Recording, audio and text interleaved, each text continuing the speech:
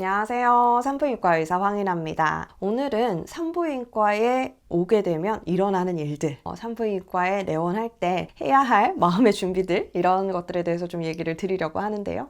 우리가 산부인과에 가야 될 때가 되면 굉장히 긴장을 많이 하시더라고요. 걱정도 많이 하시고 최대한 가고 싶지 않다라는 병원이 산부인과잖아요. 나이가 어릴 때는 어려서 문제고, 우리 중학생, 고등학생 친구들도 생리통 때문에 오거든요. 초등학생도 질염 때문에 산부인과로 올 수가 있어요. 어쨌든 이 친구들도 어느 정도 산부인과라는 거에 대한 한 번도 가보지 못한 병원이잖아요. 그런 거에 대한 어떤 어색한 부분, 부끄러운 거, 그리고 무서운 거, 이런 거 다 가지고 있는 것 같아요. 그리고 내가 나이가 들어서 20대가 되고 성인이 돼서 성생활을 하게 되고 그런 거에 대해서 케어를 받아야 된다든지 검진을 해야 된다든지 혹은 좀 걱정되는 증상이 있어서 의사를 보고자 했을 때 처음 굉장히 망설여진다고 하세요. 그래서 부끄럽고 나의 그런 비밀스러운 부분을 남들에게 이렇게 공개를 해버리는 것 같아서 그런 것들이 불편하고 싫으신 분들도 물론 계시고요. 그런데 저는 봤을 때 굉장히 많은 부분이 두려움에서 좀 비롯된다고 봐요. 이 두려움이라는 게 그냥 부끄럽고 이런 것도 물론 있을 수 있겠지만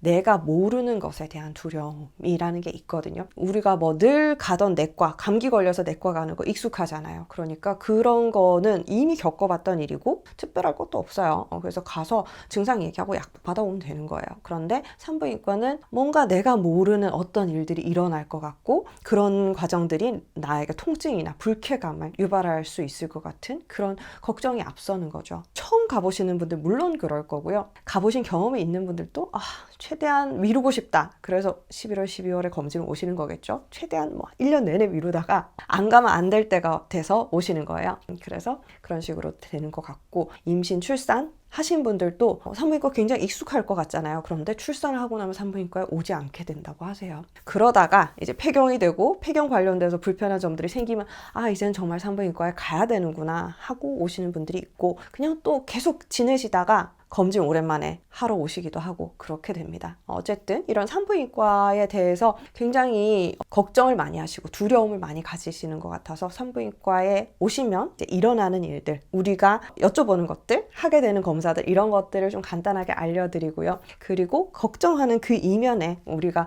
그 뒤에서 어떤 일들을 하고 있는지 그런 것도 좀 알려드리고 싶고요. 그리고 산부인과 오실 때 특별한 준비가 필요하지 않습니다. 마음의 준비만 하고 오시면 되는데요. 씻고 가야 되나요? 어떻게 해야 하나요? 이런 거 물어보시는 분들 때문에 그런 것도 간단하게 말씀을 드릴게요.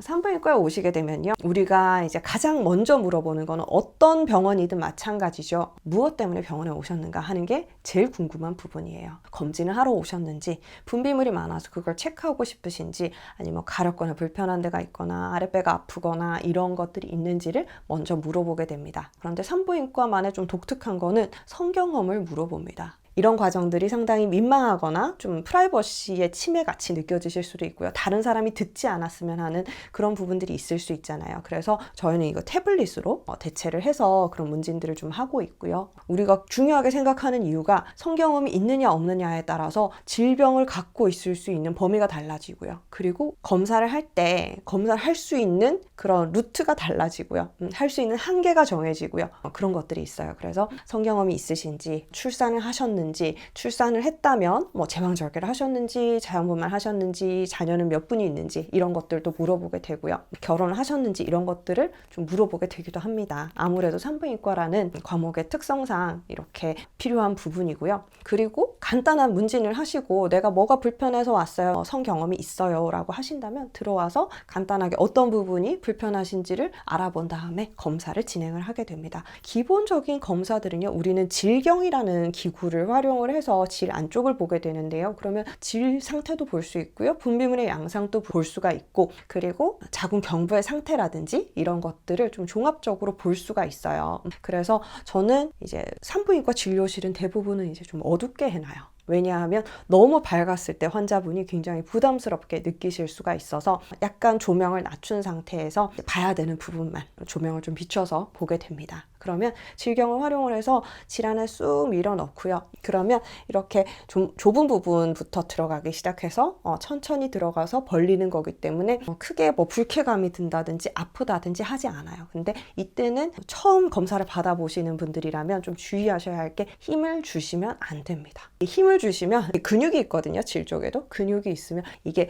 들어가서 벌려야 되는 이런 기구예요. 벌렸는데 힘을 줘버리면 이 옆에 살이 찝힙니다. 그러면 너무 아플 수 있어요. 그래서 잘 고정을 해놨을 때는 그냥 근육에 힘만 줘도 좀 아프다고 느끼실 수가 있고요. 이거를 제거를 하거나 넣거나 하는 과정에서 갑자기 힘이 들어와 버리면 주변에 이제 살이 찝히면서 아플 수가 있어요. 그래서 그런 것들이 생기지 않게 될 수 있으면 긴장을 풀고 습습 후후 하시는 거 권유를 드리고요. 긴장만 안 하시면 편하게 진찰을 받으실 수 있어요. 그래서 산부인과에 가장 많이 오는 지렴 같은 경우는 이렇게 넣어서 벌려서 보고 그 분비물 상태를 체크를 해요. 어떤 분비물이 나오고 있고 냄새는 어떻고 색깔은 어떻고 이게 묽은 건지 꾸덕한 분비물인지 이런 것들을 다 봅니다. 보고 나서 이렇게 받는 걸로 판단을 할 수가 있다라고 한다면 거기에 대한 처방이라든지 이런 것만 드리면 되겠죠. 그런데 눈으로 본 것만으로 냄새 맡은 것만으로 이게 정확하게 그런 균이 구별이 안 될 수가 있잖아요. 그리고 최근에 뭐 파트너가 바뀌면서 증상이 생겼다든지 이랬을 때는 성병의 유무도 봐야 됩니다. 그래서 그 분비물을 닦아내기 전에 분비물을 솔 같은 걸로 채취를 해요. 그걸로 균 검사를 냅니다. 우리가 흔히 얘기한 STD 검사죠. 성병 검사. 12가지 균에 대해서 보는 검사예요. 성병도 포함을 하고요. 일반적으로 질에 염증을 일으키는 일반적인 균들, 상재균, 공생균 이런 것도 다 같이 보는 검사예요. 그래서 그 검사를 하고 나서 소독을 합니다. 보통은 포타딘이라는 소독제가 있어요. 그거를 사용해서 소독을 하고 저 같은 경우는 그냥 일반 꺼즈로 한 번 더 닦아냅니다. 그럼 안쪽이 깨끗해지겠죠. 그런 상태에서 필요하면 질정 같은 거 사용을 하고 질경을 빼서 치료를 마무리를 해요. 이런 식으로 보는 게 가장 기본적인 질염 진료고 치료고요. 그리고 여기에다가 만약에 나는 검진도 하고 싶어. 자궁경부암 검진을 해주세요. 바이러스 검사를 해주세요. 그러면 자궁경부 이렇게 동그랗게 생겼거든요. 그러면 여기를 솔로 살살살살 긁어요. 그리고 가운데 점처럼 입구가 있어요. 여기 안쪽도 살살 긁어줍니다. 그래서 표면에 있는 거, 안쪽에 있는 것까지 세포를 채취를 하는 거예요. 그래서 그 채취한 세포를 병리과에 내서 문제 있는 세포가 없는지 이런 거를 확인을 하는 거죠. 바이러스도 나오는지 보는 거 성병 검사는 비슷해요. 그래서 그런 식으로 검사를 하고 자궁경부가 조금 안 좋아 보인다. 암이나 전암병변이 의심이 된다라고 했을 때는 그 약을 좀 뿌려서 보기도 해요. 이 약은요 대부분의 경우에는 초산을 사용을 합니다. 초산을 사용해서 뿌리면요 자궁경부에서 바이러스로 인한 변성이 있거나 전암병변이 있거나 이랬을 때는 그 문제 있는 부분이 하얀색으로 바뀝니다. 그러면 그 부분을 봐서 안 좋을 것 같다라고 하면은 일부 딱 집어서 내는 그런 조직 검사가 있거든요. 그런 거를 할 때도 있고요. 칙칙 뿌려서 봤는데 괜찮다라고 한다면 더 이상 검사를 하실 필요가 없겠죠. 그런데 이 칙칙 뿌리는 거가 초산이라고 말씀드렸잖아요. 산성이에요. 그래서 좀 염증이 있으시다든지 건조가 있다든지 이럴 경우엔 뿌리고 나면 굉장히 화끈거리고 아프고 불편할 수 있습니다. 그래서 저는 뿌리기 전에 말씀을 드리거든요. 약 하나 뿌릴 거예요. 약간 쓰라릴 수 있어요. 말씀을 드리는데 깜짝 놀라시는 분들도 있어요. 그런데 이거를 뿌리면 아프실 분들이 있거든요. 피가 좀 나고 있고 이런 분들은 무조건 아파요. 그래서 아프실 수 있어요 얘기하는데 이게 얼마나 아플지 걱정이 되잖아요. 그런데 검사하고요. 닦아드리거든요. 그러면 5초 내로 좋아집니다. 그래서 그거에 대해서 일시적인 불편감이니까 너무 걱정하실 필요 없고요. 그리고 나서는 초음파를 봐요. 초음파를 보셔야 되는 분들 아랫배가 아프다든지 아니면 뭐 근육 같은 거 있어서 한 번씩 확인을 하셔야 된다든지 뭐 불규칙적인 출혈이 있다든지 이럴 때는 초음파를 같이 보게 됩니다. 초음파는 이렇게 길쭉하게 생겼어요. 길쭉하게 생겨서 이 끝이 질 안으로 들어가는 거예요. 질 길이는 일반적으로 한 7cm 정도가 돼요. 7cm, 8cm 이 정도인데 이 긴 거를 집어넣어서 좀 더 자궁을 그리고 난소를 가까운 데서 보는 거예요. 이게 뷰가 제일 좋아요. 한 번씩 산부인과 오셔서 초음파 배로 보면 안 되나요? 많이 말씀을 하시는데요. 배로 초음파 볼 수 있어요. 저희도 뭐 보는 거 가능합니다. 우리 아기들 볼 때 배로 보잖아요. 보는 거 가능한데 잘 안 보입니다. 조금 멀어요. 가장 가까이서 봤을 때 뷰가 제일 좋아요. 그래서 우리는 경질 초음파. 그래서 질 안으로 프로브를 넣어서 보는 검사를 하고요. 그게 생각보다 막 굉장히 큰 걸 집어넣거나 이런 게 아니에요. 한 손가락 같은 요 정도 굵기거든요. 물론 여기 봐야 되는 요 끝부분은 약간 더 두꺼울 수 있어요. 그렇지만 넣어서 보는 것이 훨씬 잘 보이고 난소의 난포라든지 자궁의 근종이라든지 자궁 내막의 두께라든지 이런 것들을 정확하게 측정을 할 수 있기 때문에 그런 식으로 봐요. 그래서 이런 검사들이 다 이루어지고 나서 저희가 검사를 하는 그런 의자가요, 다리를 벌리고 이렇게 앉는 의자잖아요. 위로 쭉 올려서 저는 앉아서 환자를 보고요, 환자분은 이렇게 누워있는 상태로 다리를 이렇게 벌리고 있어요. 근데 이 의자가 생각보다 굉장히 높이 올라갑니다. 제가 앉았을 때 제 눈높이에 와야 되거든요. 그래야지 이렇게 하지 않고 검사를 할 수 있잖아요. 그죠? 이만큼을 올려놓기 때문에 한 번씩 진찰이 끝나면 너무 부끄러워서 빨리 종료를 하고 싶어서 뛰어내리는 분들이 있거든요. 뛰어내리시면 안 되고요. 의자 자동입니다. 다 내려올 때까지 기다리시면 쭉 다 내려와서 내가 평소 때 앉는 의자 같은 높이가 돼요. 그러면 일어나시면 됩니다. 그렇게 되어 있어요. 그래서 뭐 병원마다 검사를 하는 장소라든지 방법이라든지 좀 다를 수는 있어요. 저는 제 방법을 말씀을 드렸고요.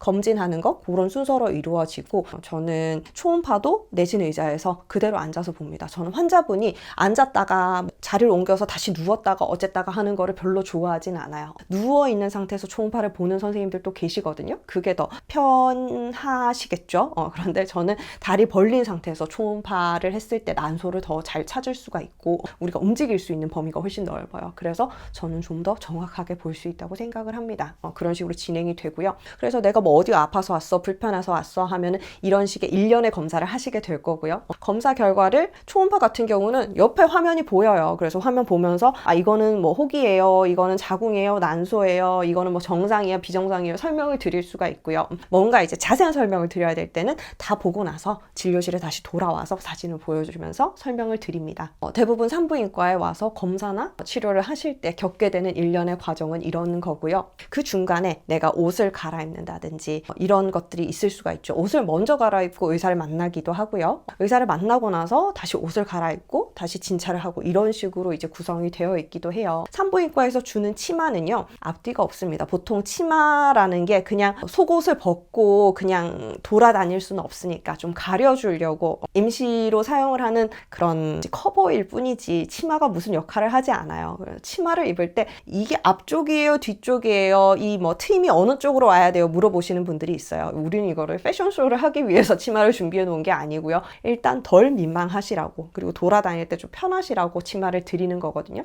그리고 산부인과에서 옷을 갈아입고 치마 입고 나오세요라고 하면 속옷을 꼭 탈의를 하셔야 됩니다. 우리가 속옷을 입고 있을 거면 치마로 왜 갈아입겠어요? 속옷을 벗고 나오셔야 그 진찰이 다 가능하겠죠. 그런 부분들이 있고, 진찰이 끝나고 나면 어떤 치료를 했느냐에 따라서 항상 산부인과에는 구비된 팬티 라이너나 생리대 같은 게 있거든요. 그래서 질정을 넣었다든지 아니면 출혈이 좀 있는 상태라든지 시술을 한 후에 그런 것들이 문제될 수 있는 상황이다라고 한다면 안내를 드릴 거예요. 팬티 라이너 하나 하고 나오세요, 혹은 뭐 생리대를 사용을 하세요 라고 하면 그거를 같이 사용을 하시고 내 옷 갈아입고 나오시면 됩니다. 그런 식으로 이제 진행이 되는 거예요. 그래서 이 결과에 따라서 어떤 약을 먹을지, 어떤 식으로 치료를 할지, 주사를 맞을지, 뭐 어떻게 할지를 의사랑 상의를 하는 거고, 의사는 자기가 생각한 가장 좋은 치료 방법을 제시를 해주고 설명을 해줄 거예요. 그런데 나는 뭐 여기에 동의하지 않는다, 다른 방법은 없나요? 이런 거 물어볼 수도 있겠죠. 근데 처방을 해줬을 때는 그 의사는 이 처방을 다 복용을 할 거다라는 생각을 하고 처방을 해주는 거거든요. 그래서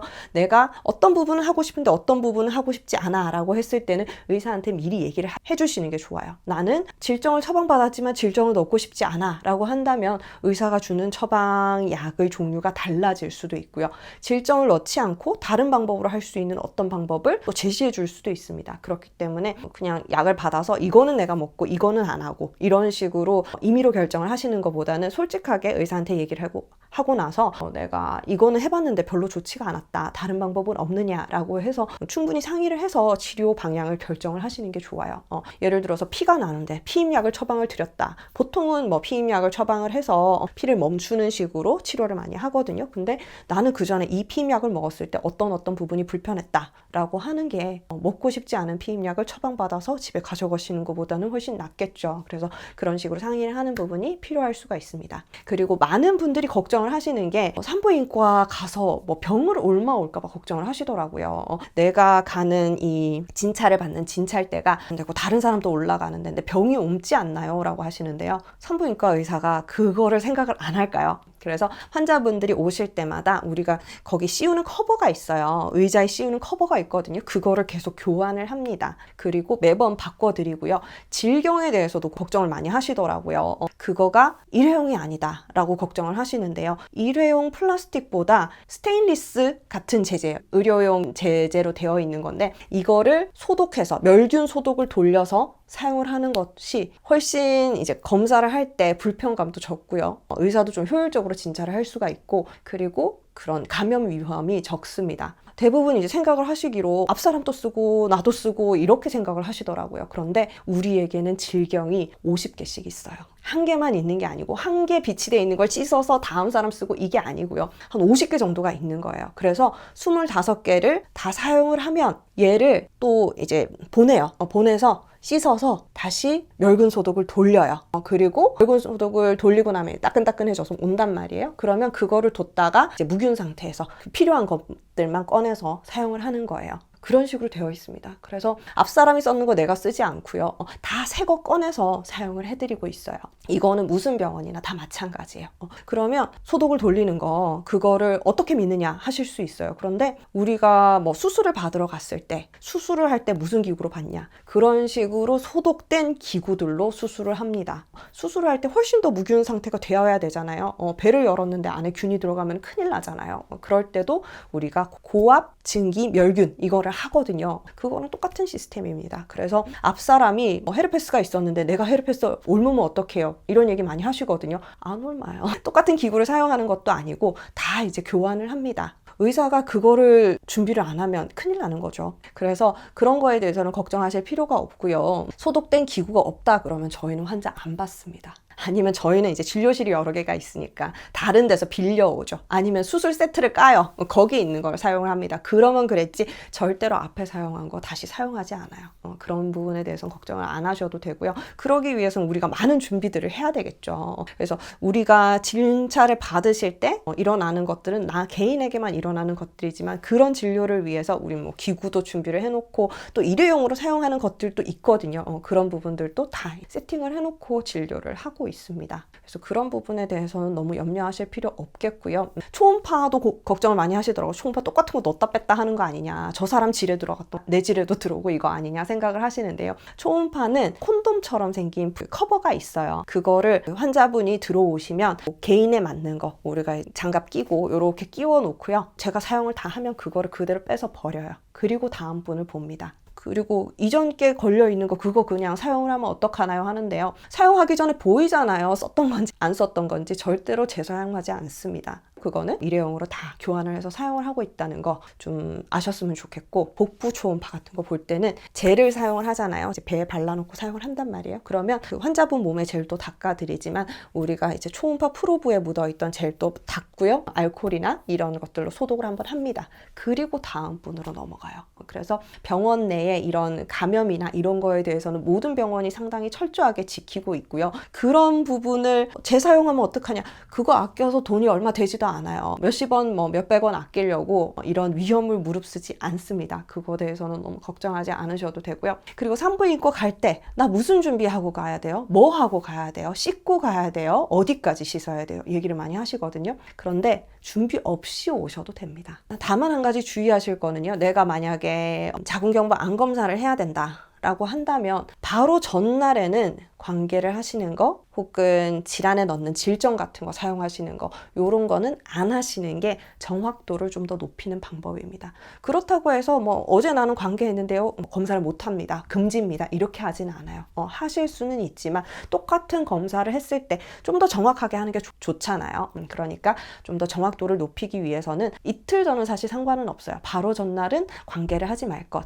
그리고 질정제나 질세정제 같은 거 있어요. 질 안에 넣는 거 그런 젤 종류 같은 거 사용을 안 하시면 조금 더 정확한 결과를 보실 수가 있을 겁니다.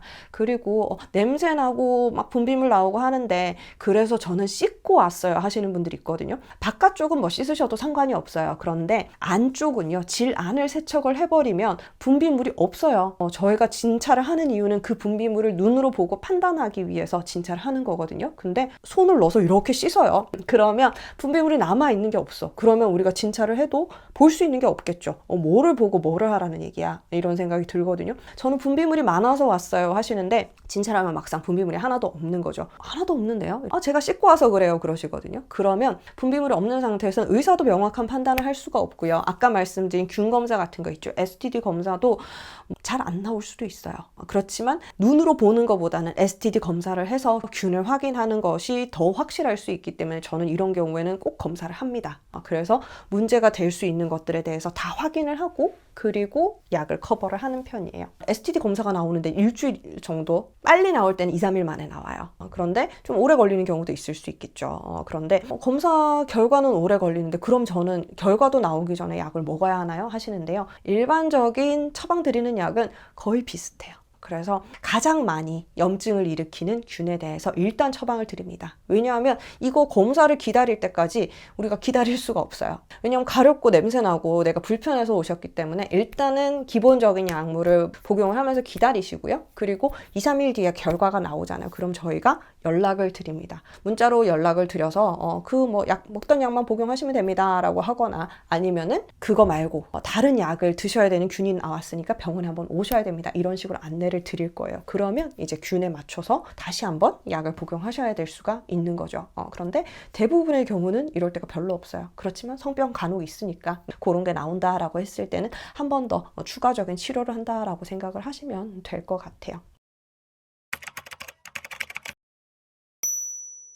오늘은 산부인과 오실 때 너무 긴장하고 걱정하시고 불안해하시고 하시니까 거기에 대해서 산부인과에서 오셨을 때 일어나는 일들, 그리고 제가 검사나 치료하는 순서들에 대해서 말씀을 드렸고요. 우리 기구 들어가는 거, 초음파 검사하는 거 걱정하지 않으셔도 된다. 깨끗하게 하고 있다라는 것도 말씀을 드리고 싶었고, 그리고 전날 감기하는 거 이것만 피해 주시면 되고 안을 세척하지는 마셔라 말씀드렸어요. 그리고 생리 때 검사를 할 수 있나요? 그것도 되게 많이 물어보시는데요. 생리 때 검사할 수 있습니다. 그런데 암 검사는 생리를 하는 중에는 정확도가 또 떨어질 수 있어요. 그래서 암 검사는 피가 나는 양이 너무 많으면 저는 하지 않습니다. 그런데 생리 중인데 피가 많이 나는데 검사를 해야 되나요? 하시는데요. 그것 때문에 산부인과에 내원해서 검사를 하시는 분들도 많이 있어요. 그래서 저 생리 중인데 보여주기가 좀 그런데요. 이러실 필요 전혀 없고요. 산부인과 의사는 늘 거기에 피 나는 걸 보고 있는 사람들이에요. 거기에 대해서 염려하실 필요는 전혀 없습니다. 오늘은 산부인과 오셨을 때 일어나는 일들에 대해서 좀 말씀을 드렸고요. 많은 분들에게 도움이 좀 되셨으면 좋겠네요. 산부인과 오는 거 너무 무서워하지 마시고